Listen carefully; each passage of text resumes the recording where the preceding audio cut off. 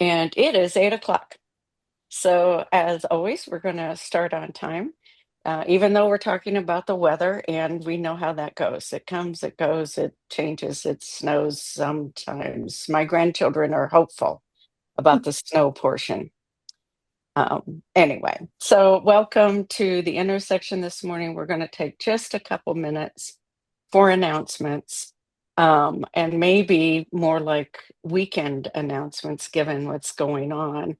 I haven't checked, but I'm certain that warming centers are set up and online, and simply Googling that and helping people go where they need to go. But also, as we remember in this group in particular, just to even think about those who are around us. If we can each be a point on a map, and then the people who are around us, just even checking on them. And I know from growing up in cold weather, make sure you have water. And Mhm. we would always super clean the bathtub and just fill it. Just that was our way of having enough. And on the farm, and I know that's like way back, but there's a whole lot of common sense to that, right? So just to be prepared and get ready for that. I know that there are Dream Week events. The annual blessing of the San Antonio Peacemakers is this Sunday at 3. And the conversation is going on right now. Do we change the date or what do we do? So I don't even know what to say about that. I want everyone, all of you, to be there, but who knows? Right? And safety's the key thing, I think. Warm and safe and fed. And I have a new friend in town who has a Jeep, right? And like, if it gets this way, yeah, the Jeep. And I'm like, hey, you don't go out there. Obviously, you're not from Texas. It's not about you. You're going to get hit. You know, Mhm. standing still, you'll get hit. So just be safe. And other announcements about this weekend or anything that's coming up that people would like to share. Well, and I don't have an announcement, but I just want to say thank Yeah. you for us all meeting last week. It was nice to see faces, that I hadn't seen before, and John and Barry and so many, and Patrick, and just I see David a lot of places, but and Alice, of course. But it was nice to see everybody. So thank you for having that meeting, and plus it was a very successful meeting as well. So thank you. Might be a good opportunity to even talk about that process itself. But thank you for bringing that up, Sammy, because we're looking at thanks to sacred, the big thanks there. But you can even kind of think of the year as a long-term running focus group that's focused on compassion, right? But also bringing focus into the work and an ongoing conversation that is, in one sense, totally hybrid. So we have Thursdays, weekly touch points here, and then we will have monthly that are alternate between 3-hour action labs and a 90-minute. So we'll have that in February, and that date's already now set for the 19th from 3 to 4:30. So Alice will probably, that's going to be coming out, but Alice, you could put that into chat, where we'll kind of continue the conversation about education, because that's now foundational. And we've heard life skills. How do we go through this world together, Mhm. right? How do we do that smartly? And we'll be getting the entire county assessment here this morning from Liz. And then how do we also get those tools out to other people? And that's why the links and where we each work and move and have our being, we are sharing those things with other people, and sure wish there was some way to measure all of that, right? All those little ripples that go out there. And we can measure it in terms of we become more compassionate. I mean, I still am holding on to the fact that we are a compassionate city. I know things are a little weird out there, um, with elections and things happening nationally, right? Boy, I have no other words, but it's times like these we've been preparing for, and we've been making our relationships for now. And this is when we're really in action of keeping our feet on the ground, keeping it steady, learning more, keep doing just more of what we have always been doing. And anyway, so that's my sermon for the morning, I guess. Uh, And Other I, insights or thoughts, uh, announcements? yes, this is Peter, and I've got one. It's a Dream Week event and very relevant for this weekend with the weather that's Mm, pending. It's the Mosaic of Resilience, the Climate Ready Revelations, which mm, is the Impact Guild and the Office of Resiliency and Sustainability, all that great work that we've been doing and building pods across the city. They're going to be showcased, and then how do we continue to build those resources for times like this? So that's going to be at the Roosevelt Clubhouse, 3111 Roosevelt Avenue, and starts at 6 this evening. good. Those events too are always so good, so well And done. Sunday, hope to see everybody at the Blessing of the Peacemakers at Northeast Vista College. Anne, is it at 2 or 3 Sunday It's afternoon? it's 3 to 5, but of Three course to, that conversation is like, are we going to do this or what are we going to do with the weather? But oh, 3 to 5 at the great. theater at Northwest Vista. Yep. Hey, this is Bethany Gonzalez from the Children's Shelter. I did just want to share some pretty cool little news. The Children's Shelter is celebrating their 125th anniversary this year, Oh, which, if you think about it, the country is 250 years old. So we've been around half as long as the United States of America. So wow, that's a pretty cool thing. We've been around it since is. 1901. We were around before there was child welfare for the state. So, kind of going back in history and all the things that have happened over the years and how we've had to flex and pivot, to meet the needs of the community in San Antonio. We're still alive and well after all this time. And Bethany, are there celebrations and things that are happening? That is amazing, right? Thank you. Yes. Yeah, we are planning on them. I know in September they're planning a big gala at the Rock at La Cantera, I believe. We don't have a date yet because of the Spurs and their schedule, whether or not we're going to have, how big of a venue that we're going to have. There's a gala, a luncheon that they're going to have in May. Um, and they're also going to be doing a digital campaign to kind of just spread the word. And they've redone our logo. It's very exciting, I have to say. Well, we'll want to do one of the at the intersections on that, on the Absolutely. history and where it's headed. And that's Yes. again, that's how we keep our feet on the ground is by telling these Yes. really strong stories. And so at this point, I'm going to lob it to one of those stories to Liz Lutz with the Health Collaborative in San Antonio, one of the longest running collaboratives that we've had. Um, and this a week ago, we all met for many of us met for an action lab, and in that process, Liz reminded us that the Health Collaborative does I guess, a triennial, every 3 year assessment on needs, and we could be here all morning learning from it. But Liz is going to give us our doorway into it, those key points and how we can share it with others and how that word needs to get out there. So, Liz, thanks for your leadership and for saying yes to this morning. It's all yours. Thank you, Anne, and thank you everybody for having me this morning and having us collectively as a collaborative to learn from one another. If you guys don't mind, I'm gonna turn off my video because I live in Poteet now, and my signal starts getting wonky when I try to do too many things on in one signal. But I'm gonna be sharing my screen if you guys don't mind. I mentioned to Anne that I'm not going to bore you guys with any kind of slides.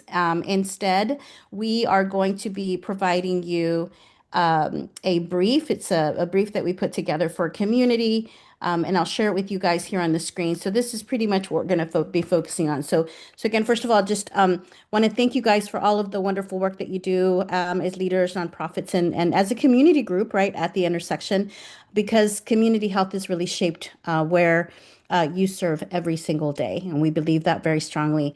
As Ann said, I'm going to give you guys a practical overview of the 2025 community, Bexar County Community Health Needs Assessment, which we affectionately call CHNA, CHNA. What it is, how to use it, a few key highlights, and how to use our little AI Ask the Chana chat, right? We talked last week and at length about AI and how it's here to stay, right? And we want to embrace it, but we want to have responsible, right, guardrails around its use. And so we're playing with that and making sure that we've got some good content for you there.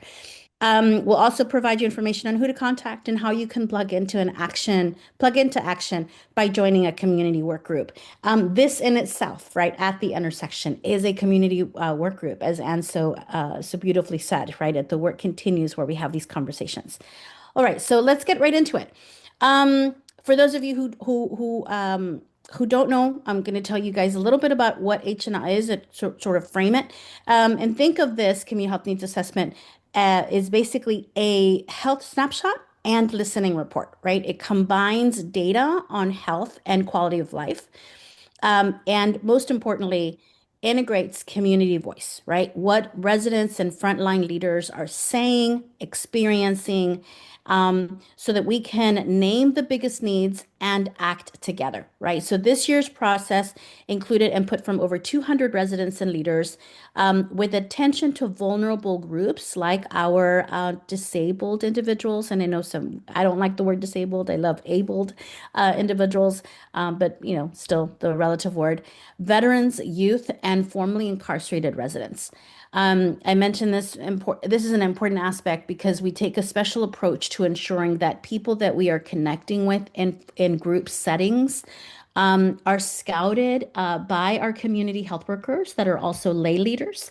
And we look to go into neighborhoods where maybe otherwise they would not have the opportunity to share their voice, right? So we do traditional screens, we do traditional web surveys, but most importantly is when a community health worker can actually proctor that and have a conversation directly with the individual, or again, create these group settings that are comfortable so that residents can talk about what is really happening in their community, and sometimes really sharing their amazing stories of resilience and what they're building locally in order to address some of these gaps. All right, so here's why the CHNA matters for groups like ours, right? Planning, right? It helps to choose priorities and strategies that match what people actually need. Funding is another really good reason why you would want to use the needs assessment report. It strengthens grants because it's credible, it's community-backed evidence. And this is years of reports, years of data that we've gathered. So this is our 11th needs assessment for the county of Bexar. And one, right, influences the other, and the same tools and some of the new tools have also been integrated into this report. So if you guys are grant writers, or you guys are sending a proposal, or maybe you're a grassroots organization that's looking for some additional support in a specific area that you are trying to move the needle on, the needs assessment report is a really good tool for you to have in your back pocket. It's free also. And partnerships, right? It helps us align so that we're not duplicating efforts and we're filling gaps together. And in sometimes, right, it's duplicating with strategy, right? How do we continue, or how do we duplicate evidence-based models, or things that are really moving, or things that are really making impact, but we don't have enough capacity in one organization? It requires, again, collaboration. So let's take a look at the key findings for the health for the assessment. First, I want to do a shout out to NAMI. I know Doug is on the call, and for those of you guys who are working in the mental health space, Last week, of course, we had that huge scare, right? That almost $2 billion was being pulled from community partners around mental health, behavioral health, and substance use. And I was super excited to see the immediate flood of calls and advocacy to reinstate those dollars. And they were reinstated very quickly the day after. So shout out to NAMI, because I think NAMI National did an amazing job of really advocating for that. And I know our local groups here also did the same. So we think about mental health, right?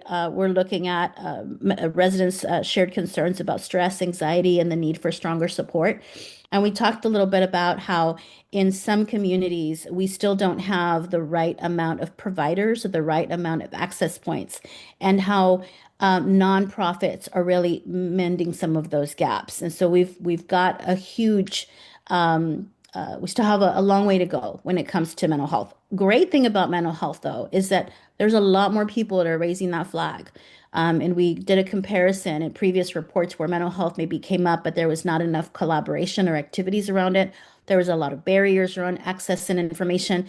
And here we are in 2025, 2026, really, really stressing that importance. And when we do that, we know that more people are coming to the table saying, I need help, which means that when we have more people asking for help early, then we need to have those intervention services ready and available.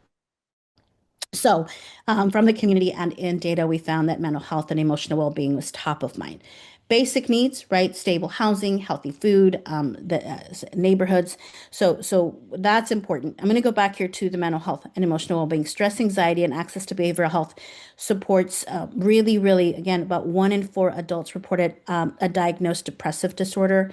We noted telebehavioral health has really expanded, but access and follow through still aren't equal.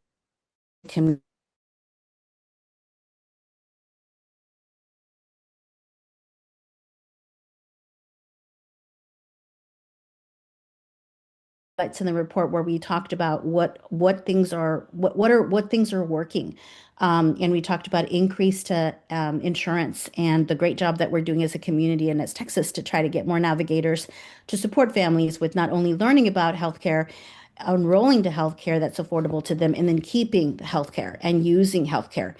So we've seen a good increase in that, but right now we're at the precipice of ensuring that we can safeguard those resources and then we can continue to have that support for families. So again, better access to wellness visits, cancer screenings, vaccinations, and maternal care came up as top of mind. Community safety, again, really around our support around domestic violence, really ensuring that we've got those safety nets to protect individuals that are facing some hardships in those areas, and have respectful spaces to be able to provide that kind of support and transition or care coordination. And lastly, healthy starts to families, just really supporting mamas early in their pregnancy.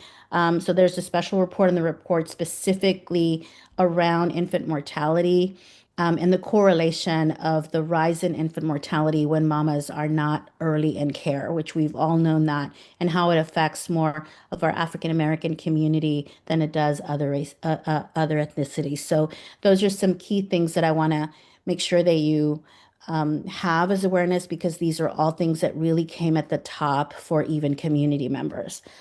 So again, I want to provide that for you guys. So a couple things that you should know also. We provided some information about how we've grown as a population, some information on our demographics is in the report as well, how we're broken up by diversity. Another really interesting piece of the report is that you're going to see lots of different data maps and charts, and all of that is in the report for you to look at. And I will say that send for you to question, right? Ask the question of why this. because that's an important conversation starter.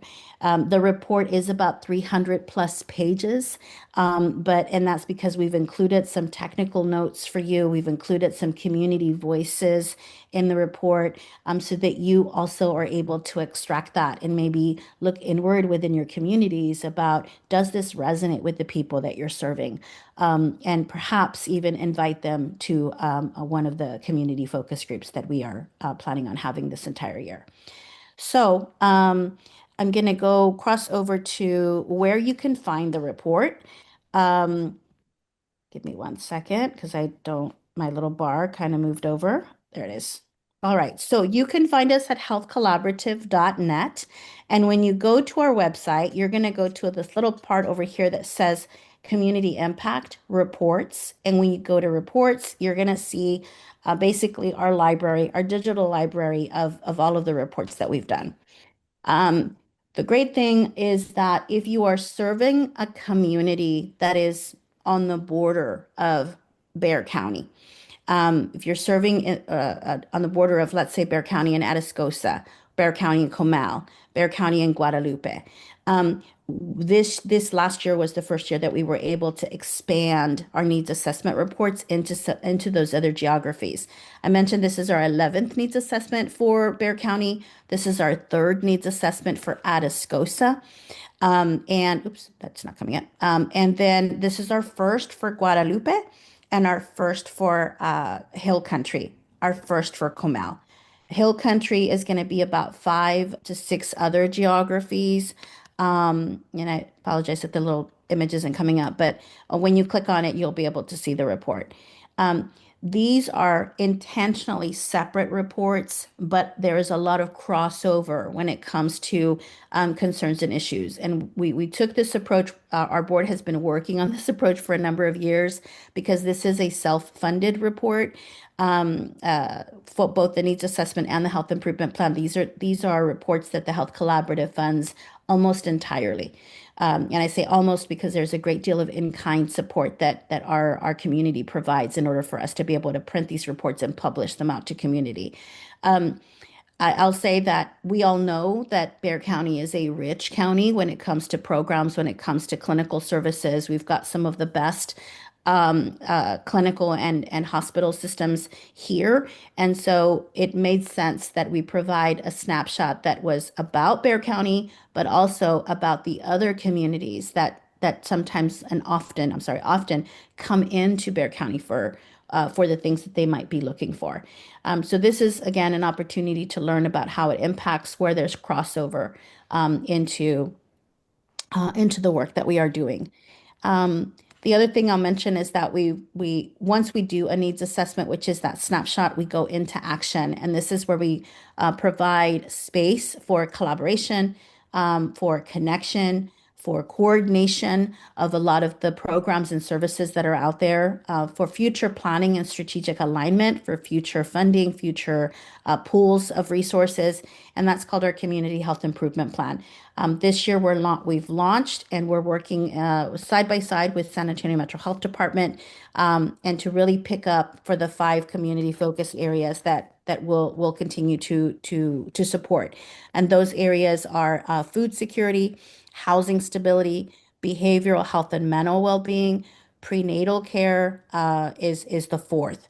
And so if any of you are working in those spaces, or even if you are not working in those spaces, but you know that some of these needs have stressors, could be transportation, it could be there's a number of different things that could lead into some of these. So even though you see those titles and you say, well, my organization doesn't do that, we don't work on that, I would encourage you to sit in those conversations, because inevitably you will find a bridge to how you connect and how your families can connect, and can be supported by those.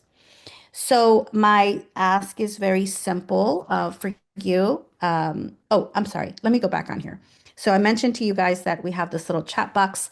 When you go into the report, it'll ask you to enter this information or enter your information, and we're just keeping that so that we have a better understanding of who is downloading the report, and also so that we can have a better understanding of what we should be creating as a tool in order for it to be more beneficial for you.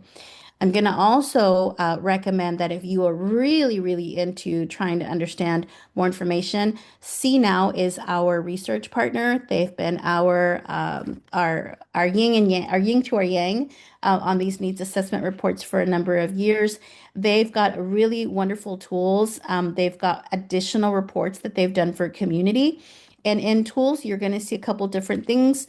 Bear Data Dive is an amazing tool if you really want to get into the nitty-gritty. So any of you got data nerds that are out there, please use these resources. They are here. They've been funded. And so some of these may be very familiar to you, but I encourage you to use that. I also encourage you to go back and look at some of the reports that they've had, and our needs assessment is intended to ensure that we're always crossing over with some of this information that's already out there. So plug in for CNow. Okay, let me go back in here. So once you do this, we'll go ahead and place this in you. And then when you go in, there's going to be a little chat box that comes up. The chat box, you can literally put in, provide information on prenatal statistics or prenatal information. It will literally take you to the pages, only the pages that talk about that. It'll give you the guide so that you're going right into the report. Again, this is a thick report. It's only going to give you information that's contained within the 2025 needs assessment. So you're not going to be taken into space, right? And all these other things. It's going to keep it pretty concise. We are also an additional resource. So if any of you guys have questions or you feel like you want to take a deeper dive into a certain area or you want to have some of this data kind of really explained, why this and why that, I'm available to you whenever you need that.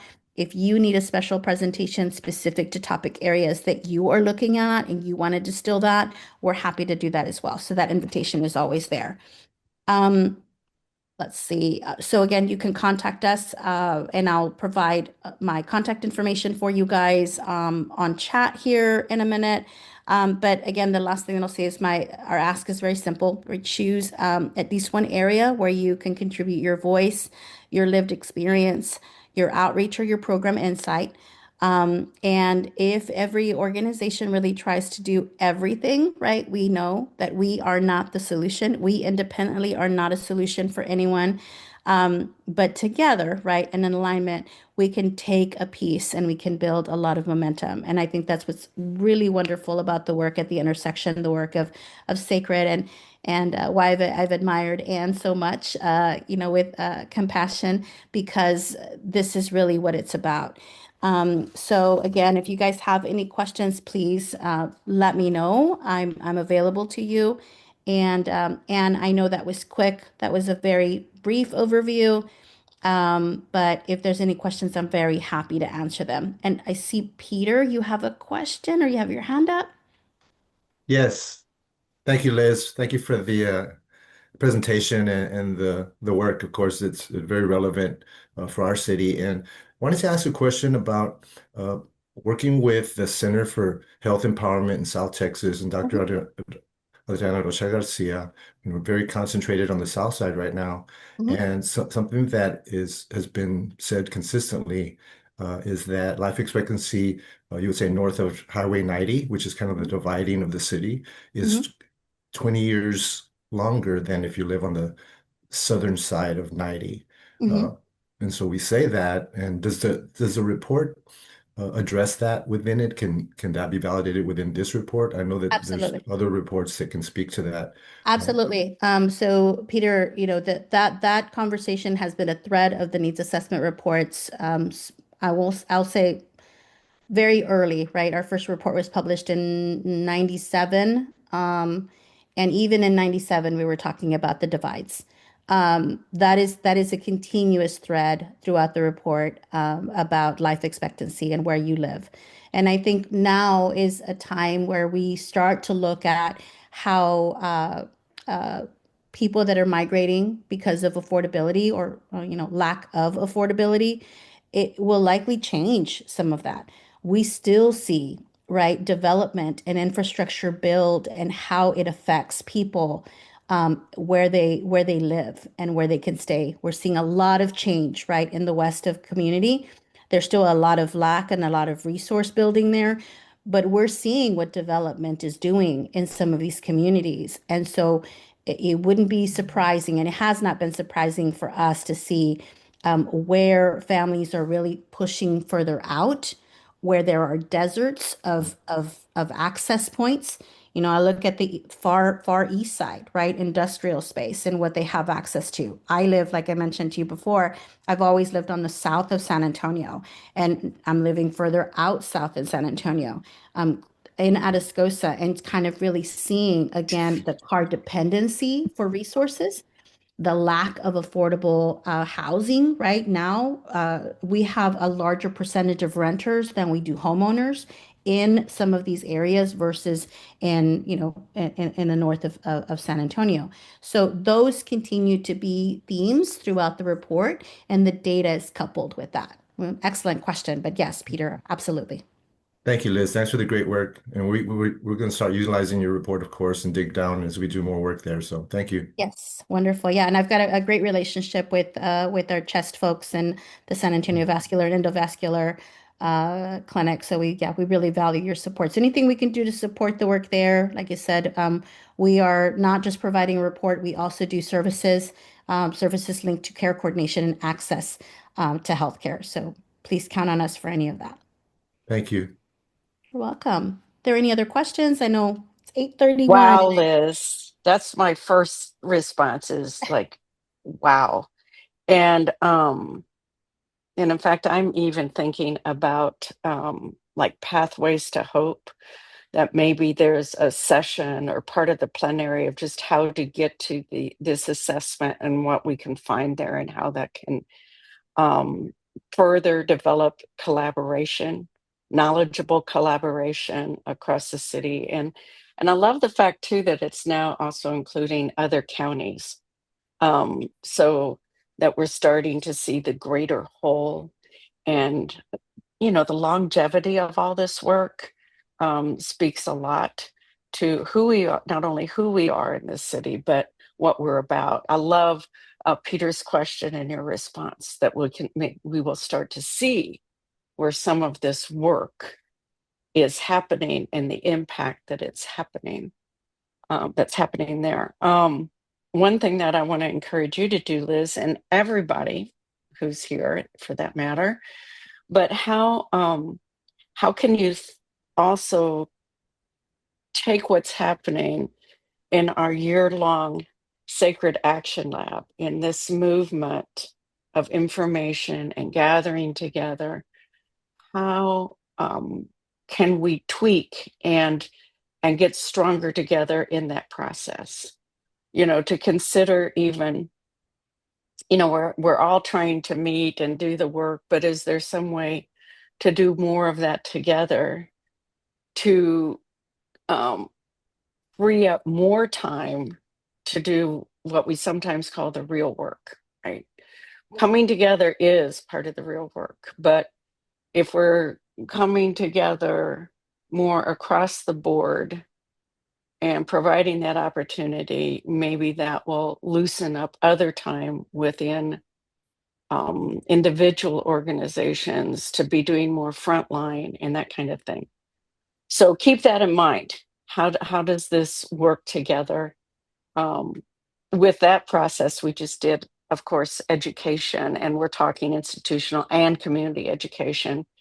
Life skills is what came out of that. How do we move and breathe in the world? And but we're going to also be looking at disabilities and support systems in March. So, you know, moving more into that education process, life skills, and those with, you know, intellectual and developmental disabilities and mental health coming up in August. So I invite everybody to think about that, you know, um, because now we have, you know, a process that we can all be using.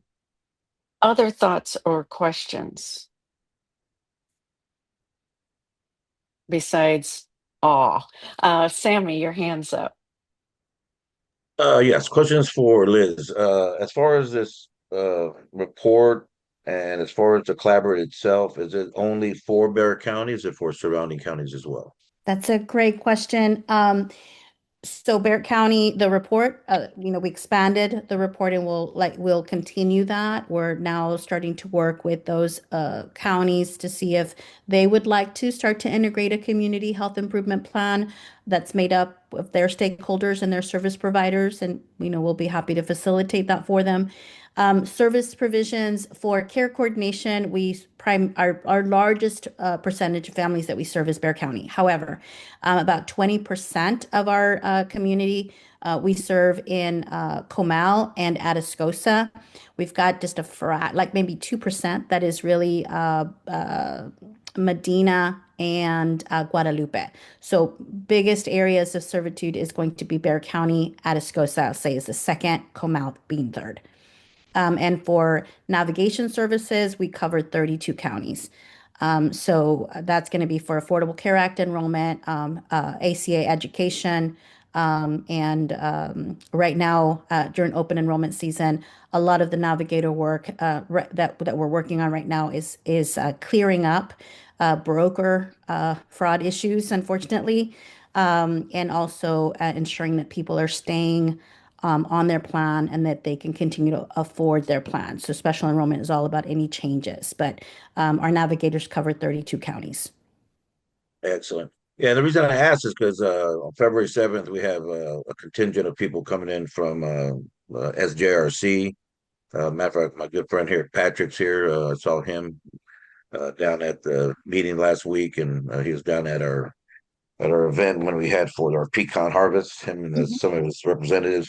And we're going to be able to have access into the 28 surrounding counties outside of Bexar County. Mhm. So I'm hoping that once we hook up with them, maybe I can pull you into into the mix and Yep. start, as we start, building and start setting up pilot offices. The first one I plan to do is in Pearsall, Okay. because in Pearsall, you can go any direction, left, right, east, west, doesn't matter. You're going to hit Yes. about eight. You're going to hit about eight different counties. That seems to be like the center point for Yep. all the surrounding counties. So I'll be setting up something there. I'll be out there on February 7th at a event that they're having at some Mercado go out there, Yep. um, to put up a table and to introduce myself. And she's bringing in people from the city and people from surrounding areas to come meet me. I know tons of CPS agents out there because they exclusively use us out in those counties to send Yep. people for our domestic violence classes and our parenting classes and our BIP classes and our anger management classes. So we have Yeah. a lot of work that we do outside of Bear. So I want to make sure that this is something that once we establish that a relationship with St. Jude's, I definitely would love to pull you into it and see how we can start building it outside those counties as well. Thank you. Absolutely, Sam. I appreciate the invitation and I'm open to it. Again, the biggest, I think, component that we can provide is, again, care coordination services for those families. We worked a lot with CPS in Bear for those referrals, especially with family-based when we were, that they were really, really, really critical needs in order to ensure that the kids could stay with their families. And so we've got quite a bit of those individuals enrolled in our care coordination program, and they've been with us. Some stay with us for a month, others stay with us. We've had people that stay with us for 2 years or 3 years because there's life is constantly happening to them. So, care coordination is all about those non-social, right? I'm sorry, non-medical, transportation, housing, food, all the things that create risks, right, and triggers for oftentimes neglect, abuse, the other attempted relievers. And so that's the core of the work that we do. And again, the needs assessment provides us that snapshot, but the action for us as an organization is care coordination. So community health workers, community health worker training, development within those local communities, so that we're not coming in and Bear County's coming in to do something. No, we Health Collaborative is really committed to training that local infrastructure certifying them as community health workers, providing them the platforms, providing them the tools, the technology, the evidence-based model, and that they are growing that, right, organically with the trusted people, the trusted voices in that community. So absolutely, Sammy, call me, let me know. I'm excited. I'm ready to And it, go. and that's exactly what I was thinking too. I was telling my director, I said, I can't be at 100 places at one time, but I can go into 100 places and train people to stay Mhm. there and be there, right? So Yeah. we can start, teaching people our curriculum, teaching people how we do things in these areas. One of the things I came up with the foster system is that there's indigenous people out in the communities, right? And some of them are actually part of a tribal community. And when you're dealing with children who are part of a tribal community or part of a nation, an indigenous nation, the laws of America don't apply to those children, right? So we're going to be helping them, in making the right assessments and the decisions needed in order to protect those children that are out in Mhm. those counties as well. So hopefully it's something that we could work on later Yes. and later date as well. Just anything to make the communities outside of Bear County even safer, because I know for years and years they just don't have the access to so many different resources that we have here in Bear County, and I definitely would like to extend it out to these people. Yeah. So Yeah. I'm going to work really hard these next couple of years in establishing big pilot offices in the 4 different regions Mhm. of outside of Bear County, and I think you having your company would be a huge help in doing that. So thank you. Absolutely. Count on us, Sammy, for sure. I'll be waiting for your call. And one of the things, we've got just a couple minutes. We always try to close no later than 8:45. And we try to get the meat of it all, which we did, Liz. You did a great job before 8:30. So if people need to leave to get on with their day.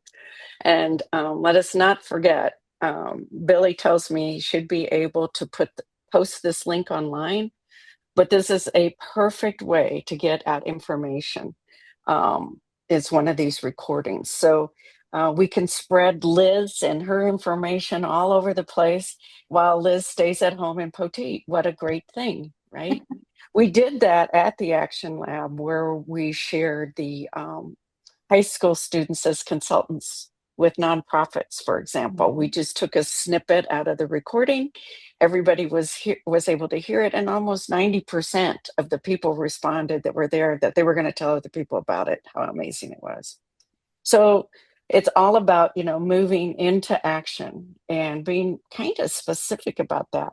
I noticed that in our chat, so I invite everybody to kind of go to chat at minute 8:38 in chat from Elizabeth's note taker, right? There are takeaways from the meeting, but there are I think four very specific things there that if all of us just did one of them, that would make a huge difference. But it outlines actions that we've talked about, whether we called them that or not, but to share the report, right? And providing contact information. And I'm reading, post the next time together that we'll be coming together in person, February 19th, 3 to 4:30. Uh, coordinate with Liz to support February 7th. So that's all in there. And I invite all of us to take a look at that, to take a moment before we exit and decide specifically what each of us is going to do as our next step. I've put in my email address in case anybody needs to contact me and has questions. But that's what we're doing. We're trying to put all of us into action on a regular basis.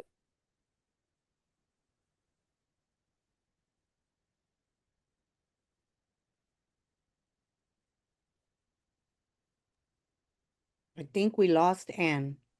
She froze up. I thought it was just me, Alice. I was like, Yeah, oh, me too. I'm like, let me move and see if I see anybody else moving. Or was it Billy? No, I think she Oh, froze. you're here. Okay. I was looking because if you get lost, we all just go Yeah, away. there is that problem. Okay. Well, I'm sure Anne I still see her name, so she's in there somewhere. But I think we get the She's lost in the matrix, Alice. Yeah, she's lost in the matrix. She's lost in I'm the not matrix. brave enough to go in there and find her, but I get what she was saying. And thank you, everyone. I'm going to say thank you. It's 8:44. We can give you 1 whole minute back. I can't say anything as eloquently as Miss Ann does, but go out there and save the world. And I'll clean up the next sentence. I'll say, don't mess it up. Hey, we got plenty of people to do that for us. Don't worry. Just try not to make any. Let's just fix what everybody's messing up. How's that? Just do what you do. Keep doing that. There you go. There Doing you go. great. Collaborate. Yes, collaborate. You know where to find us. You know where to find Ann. So and Liz as well. So thank you. Thank you, everybody. It's 8:45. Go save the world. Thanks, guys. Thanks, guys. Bye, Miss Alice. Bye. Bye, Miss Alice. Bye, God guys. bless you. God bless you all. Have a good day. Yep. You too. Have a good day. Thank you. I guess